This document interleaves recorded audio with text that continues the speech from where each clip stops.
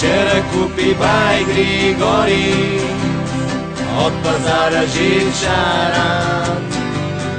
Хвана ножа да го коли, да го пържи в тиган. Ала хитър бе шарана, ножа щом като съзря, от маперките разтвори, в стаята той полетя.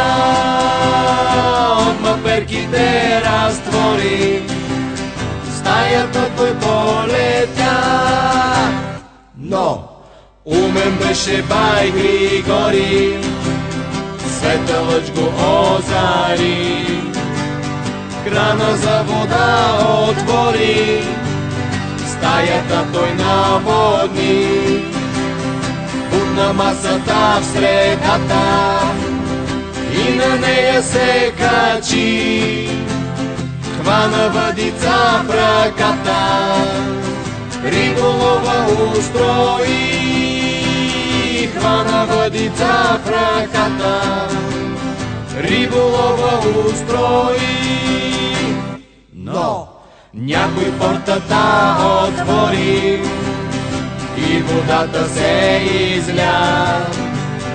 Намръщи се бай Григори, с пръст остана в уста. Литна весел пак шарана и широко се засмя. Не усети той капана и във урната влетя. Не усети той капана и във урната влетя. Но токът беше спрял отдавна, бай Григори не разбра. Спрели са го чак в Трявна, в Тутракан и в Кнежа.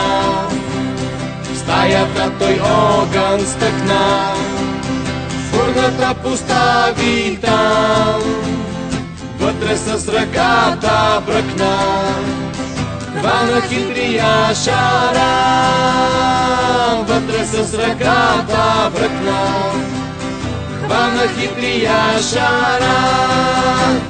Но нещо го в сърцето ръчна и обзе го тиха жал. Явно рибата е сръчна, що му прави толкова скал. Замисли се бай Григори и накрая се засмя. Тихо нещо промърмори и взе шарана за жена.